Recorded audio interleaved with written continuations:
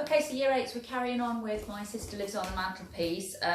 Last time, when we read last week, we got up to the point where Jazz and Jamie had arrived at the talent show and they were actually going to perform, and they'd sent the letters to Mum. Hopefully she was going to turn up. They'd set the alarm so it would wake Dad up, and a note telling him to come to Manchester. So we'll see what happens now.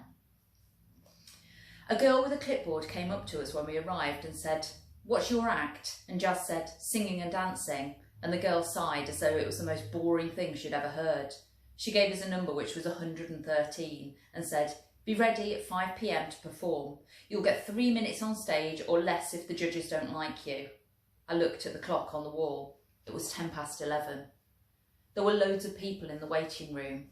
Clowns juggling fruit, 20 girls in tutus, 5 women with dogs that do tricks, 9 magicians pulling animals out of hats, and a knife thrower with tattoos slicing an apple with a blade that he held between his gold teeth.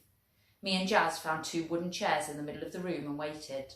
The time went fast. We ran through the routine twice an hour. There were so many people to watch and so much to think about that every time I looked at the clock, the hands seemed to have jumped forward 30 minutes. I kept imagining Dad finding the letter by his bed and rushing into the shower and choosing a smart outfit for the show. I kept imagining Mum putting on a pretty dress and saying, "It's none of your business where I'm going, Nigel," and buying us a congratulations card at the petrol station on the motorway to Manchester. They'd probably see each other outside and grin and shake their heads and say, "Kids," in a groany, proud way, as if they couldn't quite believe we were brave enough to organise such a great surprise. They'd choose seats near the front and share an ice cream and enjoy all the 112 acts before us. But then we would come on, and Jazz would look just like Rose, and Dad would be happy that she'd gone back to normal, and they'd both say, "Wow," when I started to dance in my Spider-Man top. That was the first nicest thing I thought about in the waiting room. The second nicest thing involved 2 sparkling eyes and 2 brown hands clapping harder than anyone as I sang my last note and raised my arms into the air. The 105th act went on stage. Jazz's legs started to twitch. She looked pale and young in her new clothes and with her new hair, and I got this strong urge to protect her. I put my arm around her shoulders, even though it was hard to reach, and she smiled and whispered, "Thanks." Her bones jutted out of her skin, and I said, "You should eat more." She looked surprised. "You're thin enough," I said, and her eyes filled with tears. Girls are strange. We held hands and waited. 108, 109, 110. There were only 2 acts left before us now. The waiting room was getting empty. It smelled of sweat and face paint and old food, and it was boiling because the radiators were on full blast. The music started for number 111. The old man had only sung 5 notes when his CD was turned off, and the judges told him that he had no talent. The audience started chanting, "Off, off, off, off," and Jazz went green. "I can't do this," she said, shaking her head and holding her stomach. "I really don't think I can do this. My horoscope said not to take a risk." The old man came through the door that led from the stage and collapsed onto a chair. He put his bald head into his hands and his shoulders shook as he was crying.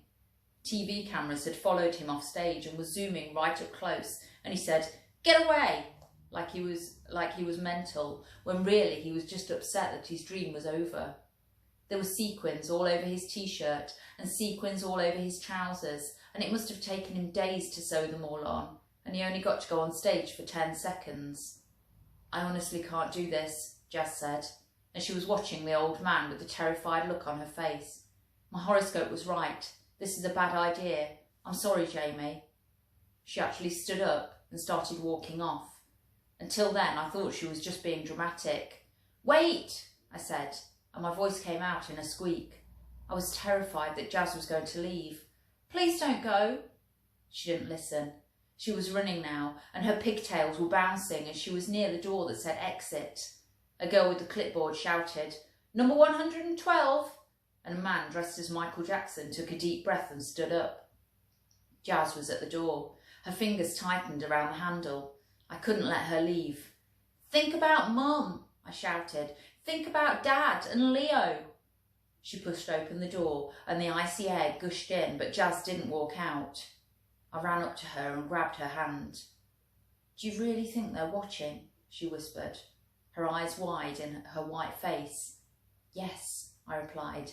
"Leo dropped us off and he promised that—" She shook her head. "Not Leo," she said, biting her lip too hard. A tiny spot of blood trickled out of a cut. She dabbed it with her finger. She'd even taken the black net polish off her nails and had painted them pale pink. "Mum."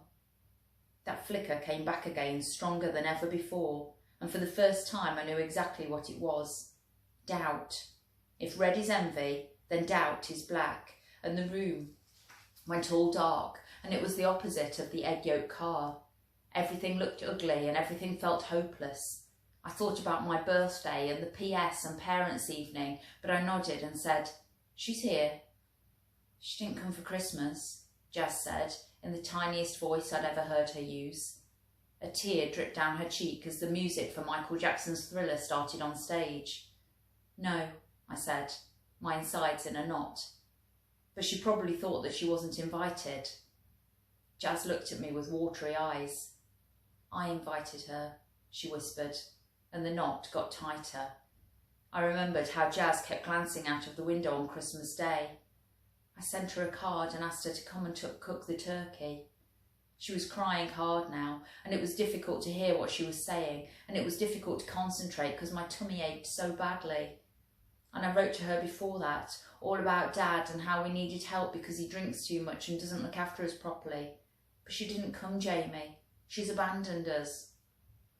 On TV, my worst advert is one called Sponsor a Dog. It shows all these different dogs that have been left by their owners in bins or boxes or by the side of lonely roads. There's always sad music playing, and the dogs' tails are all droopy and their eyes are full of pain. This man with the London accent goes on and on about how they've been left and how nobody in the world loves them enough to take care of them, and that's what abandoned means.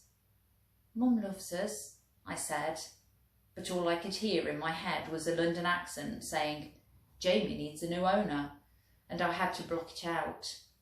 "Mum loves us, Mum loves us, Mum love—" Jazz shook her head and her pigtails wobbled by her ears. "She doesn't, Jamie," she replied, her voice all strangled. Tears dropped off her chin. "How can she? She walked out on us, on my birthday." Jazz shouted this last bit because I put my hands over my ears to shut out the words. I started singing the Michael Jackson song. I didn't want to hear any more. "My birthday," she said again, pulling my hands away from my head and closing my lips with her fingers. "And we haven't heard from her since." I struggled free. "You're lying," I yelled, stamping my foot, suddenly angry. The knife thrower looked at us and shook his head, but I didn't care. My blood was on fire and it burned through my body, and I wanted to kick and thump and scream and shout and let it all out in a massive volcano. "That's not true. Mum sent me a present and it was the best present I ever got and I love it, and you're lying." The music for Thriller stopped. "Number 113? Jazz opened her mouth to say something. I waited, panting, but then she shook her head as if changing her mind. "Fine. Mum sent you a birthday present. Big deal." "Number 113? The girl with the clipboard said again, sounding fed up. She looked from an old lady in tap shoes to a little boy with a parrot to me and Jazz. "Where are you? 113, can you come forward now?" Jazz wiped her eyes and stared down at her outfit. "Look at me," she said quietly, smoothing down her flowery dress. "Look at you."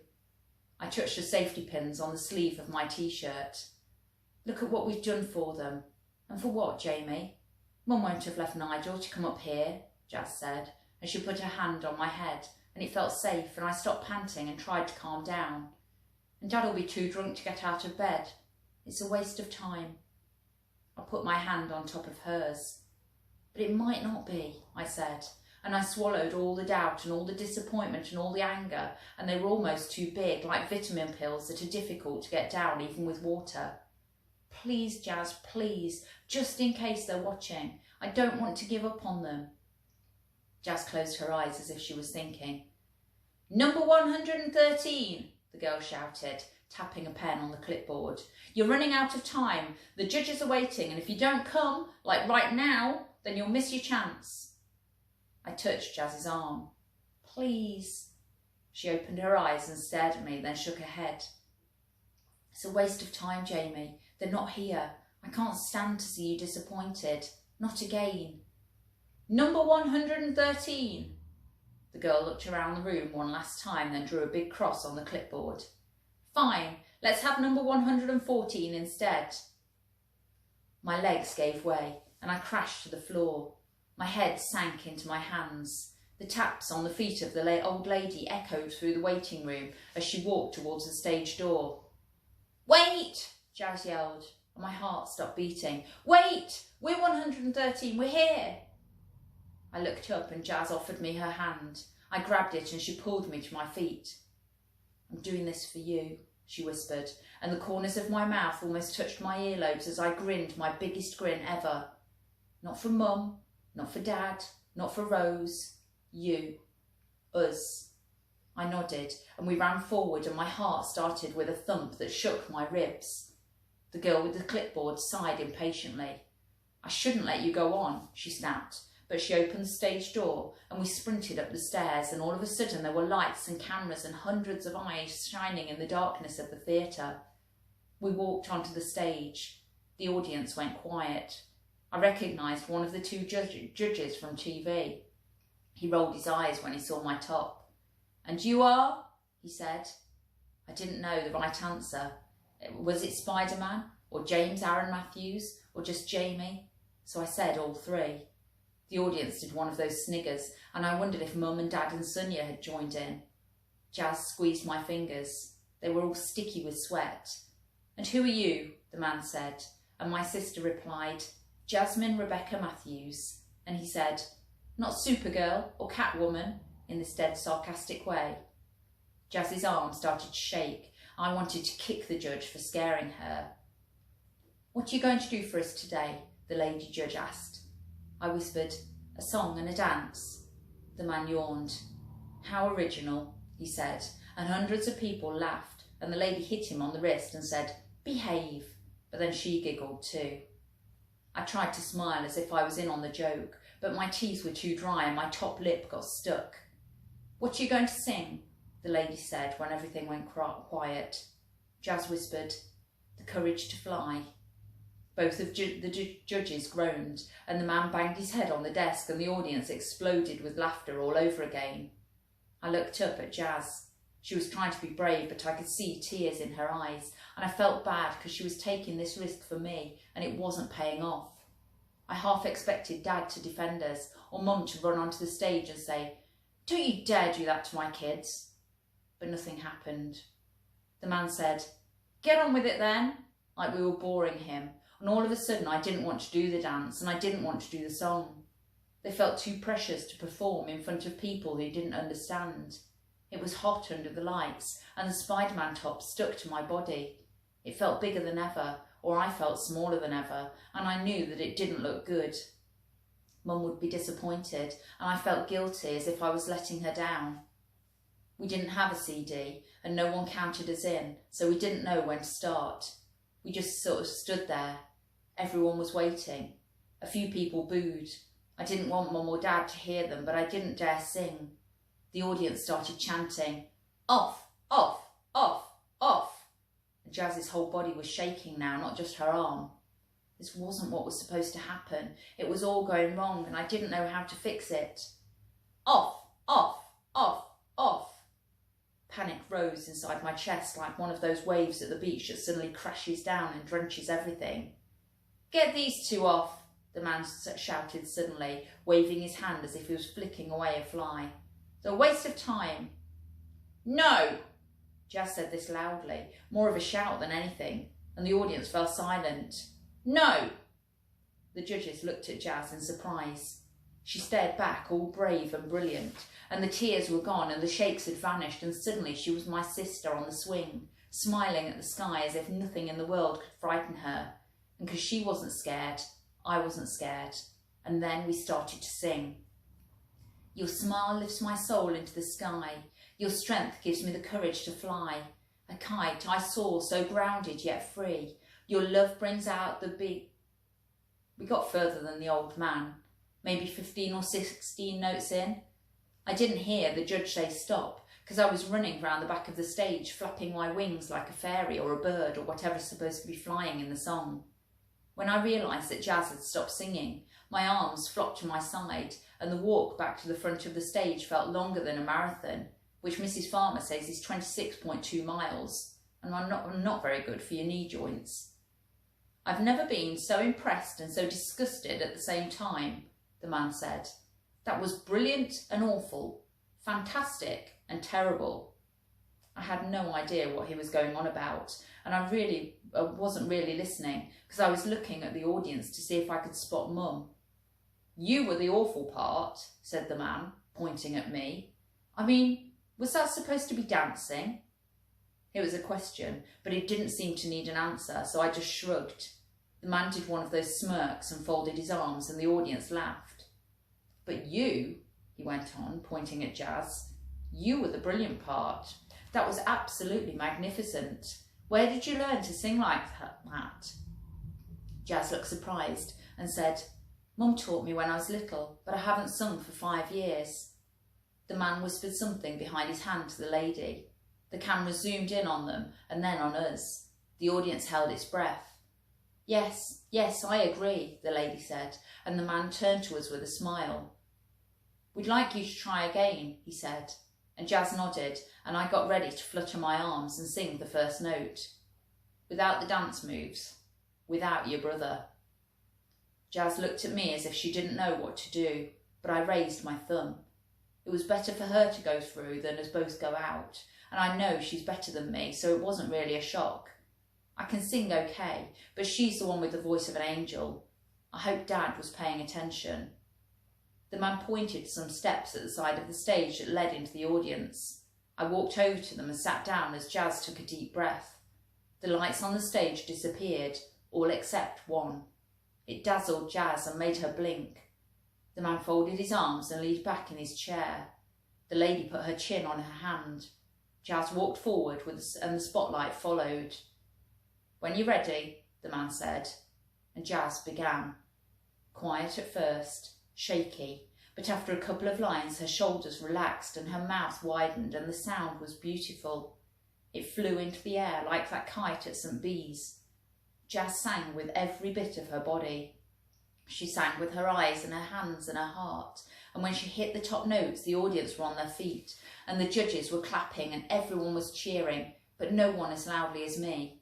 I forgot where I was. I forgot I was on stage in front of hundreds of people and maybe Mum and maybe Dad and loads of TV cameras. I forgot everything but my sister and the words of her song. They made sense for the first time and it gave me a brave feeling like the lion in the sky was somewhere in my chest. The song finished. Jazz took a little bow as the whole theatre roared. The judges pointed at me and then at the middle of the stage. I stood up and I felt like a different boy.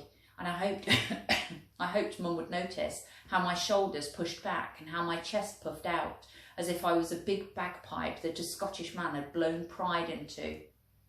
Well, it was a rubbish song, the man started. The audience booed, but this time they were on our side. A really horrible choice. I grinned, and Jazz grinned. We didn't care what the judges thought. Not anymore. The dance was appalling, the man went on. And young Spider-Man here, well, you might be a superhero, but you certainly can't sing. Jazz put her hand on my shoulder.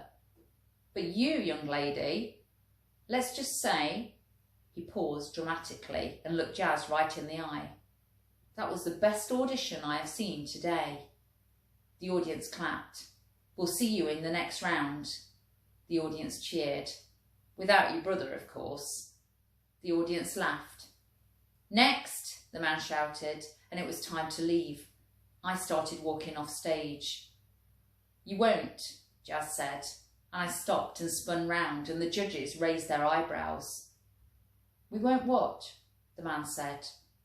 Jazz's voice was loud and clear as she replied. You won't see me in the next round. The audience gasped. The man looked shocked. Don't be ridiculous. he said. "This is a chance of a lifetime. This competition could change your life." Jazz grabbed my hand and squeezed. "What if we don't want it to change?" she said, and then she looked, not at the judges, but out into the audience. She raised her voice, and I knew who she was talking to. "I won't audition without Jamie. I won't abandon my brother. Families should stick together." We walked off the stage to the sound of cheers that went on for ages. The girl with the clipboard shook her head, but all the other acts gathered round. They said, "That was brilliant," and "Congratulations." And even though it was mostly for Jazz, I reckon a little bit was for me, and it felt good. I offered my hand to our fans and shook every single one, like Leo or Wayne Rooney, and my t-shirt seemed to fit, and I felt grown up. Maybe it was different to be in double figures after all. Then we sat down and waited for the show to finish, and we didn't speak as our happiness was too big for words. "Let's find Leo," Jazz said an hour later when the final act, a man who sang opera while standing on his head, had finished. We walked out of the waiting room. It was dark outside and snow was still falling.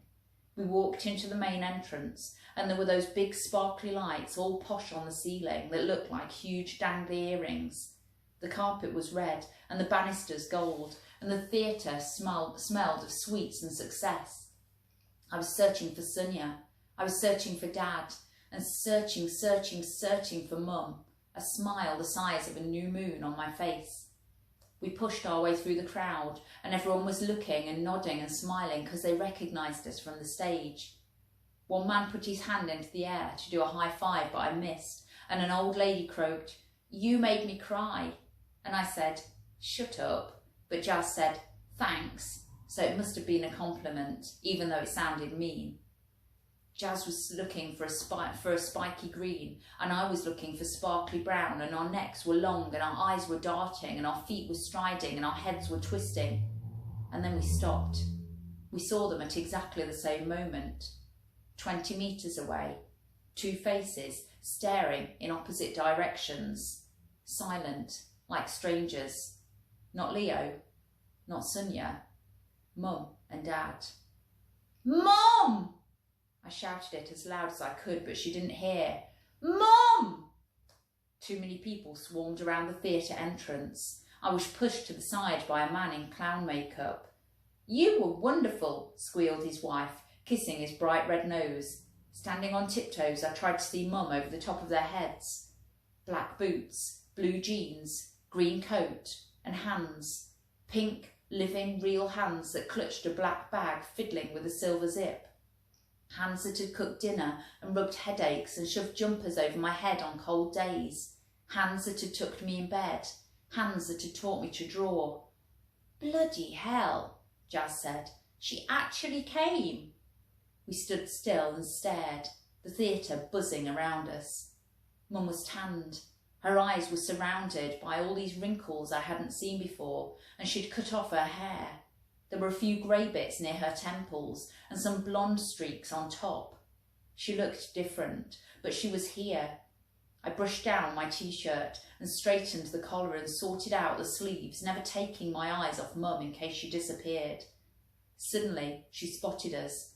Jazz swore. I waved and Mum went red and lifted her arm, but didn't move her hand. It fell to her side. She said something to Dad, who ignored her. "Here goes," Jazz whispered, putting an arm around me. I could feel her ribs go up and down as we pushed through the crowd. Time went too slow, too fast, all at the same time, and then we were standing in front of Mum, and the air crackled like Rice Krispies because hundreds of feelings popped and snapped in the space between us.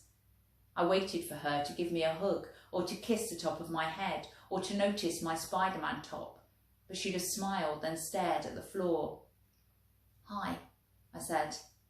"Hi," Mum replied. "Hi," muttered Jazz. I leaned forward and opened my arms.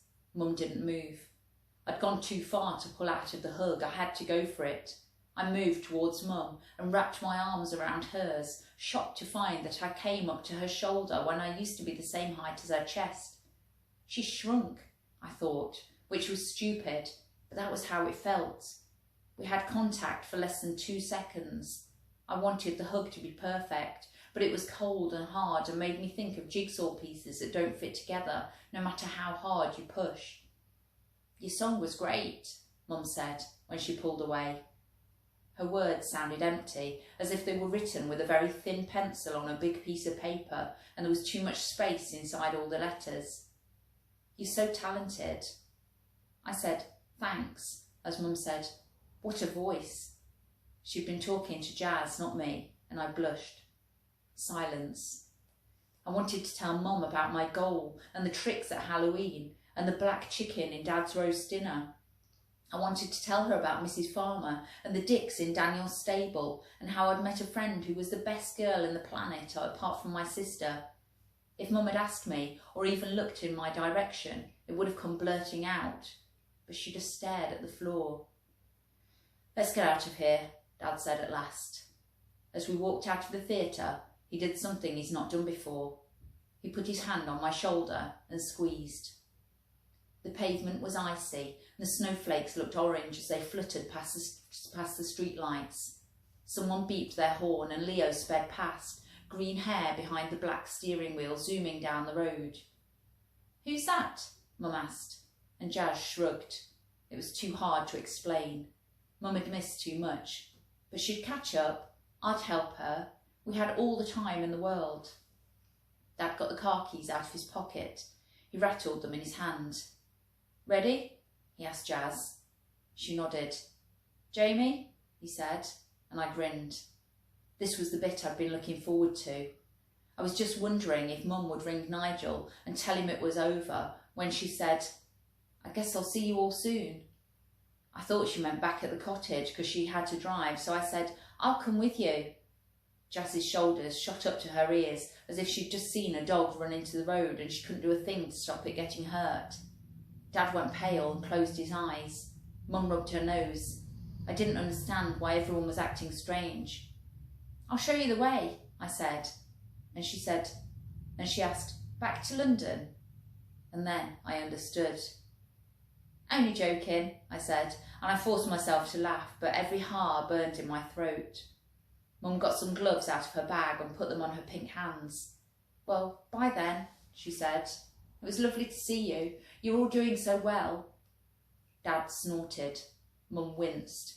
A bus drove through slush and drenched Jazz's bare legs. Here, Mum said, pulling a tissue out of her bag. She gave it to Jazz, who looked at it blankly.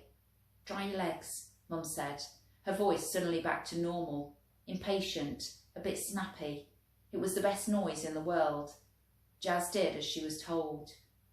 You look beautiful, Mum said, as Jazz rubbed her shins. I pushed out my chest so the red and blue material was right under Mum's nose. She didn't even glance at it. So like your sister. Let's go, Dad said quickly. The snow's sticking. Mum nodded. See you soon, she lied, touching Jazz's shoulder and patting my head. And well done. Mum walked off, black boots splashing, green coat swishing. I didn't recognise her clothes. They were new. I wondered when she'd bought them. On my birthday? On the afternoon of the football match? Or maybe parents' evening? Then all of a sudden I was chasing after her, dodging past dancers and singers and hundreds of happy faces, all red in the cold. Mum! I yelled at the top of my voice. Mum! She turned around.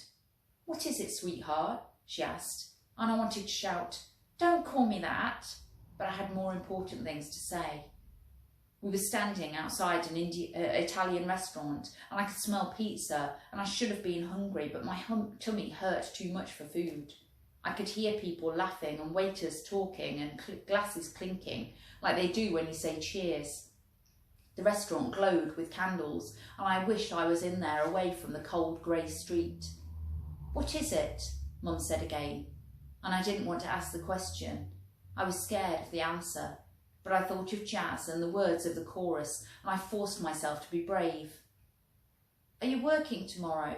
I panted. Mum looked confused. She pulled her coat around her. Why? She said, as if she was worried that I was going to ask her to stay longer. Just want to know, I breathed. She shook her head. No, I stopped teaching months ago. Everything started to spin.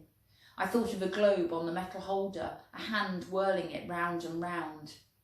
So you don't work for Mr. Walker? I asked, giving her the chance to change her answer, hating the way my heart pounded in my chest with the very last bit of hope. Mum shook her head again. No, she said.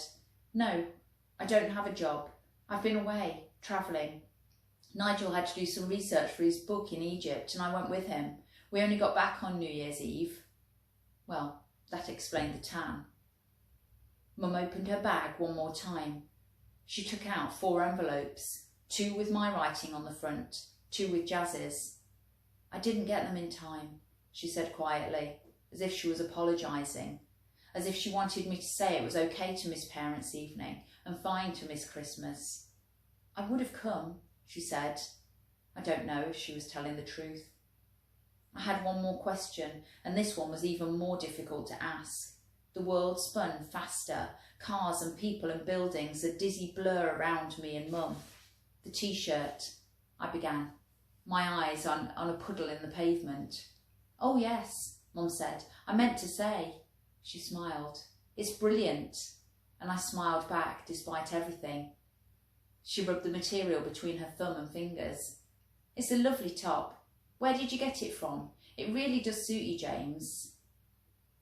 Okay, so we'll leave that there. So from what Mum's just said, it sounds like perhaps she didn't give the T-shirt to Jamie for his birthday. Perhaps somebody else sent it in instead. And we'll carry on with reading this next week and find out more about what happens. Little task for you to do. I want you to imagine that you and a friend were in the audience watching Jazz and Jamie's performance. It sounds like Jamie wasn't great, but Jazz was quite amazing. Well, what I'd like you to do is to have a go at writing a short conversation that you and your friend might have had. And obviously you need to make sure you've got speech punctuation being used correctly in your conversation. Okay, so just a short conversation. It should only take you about 10 minutes. Off you go.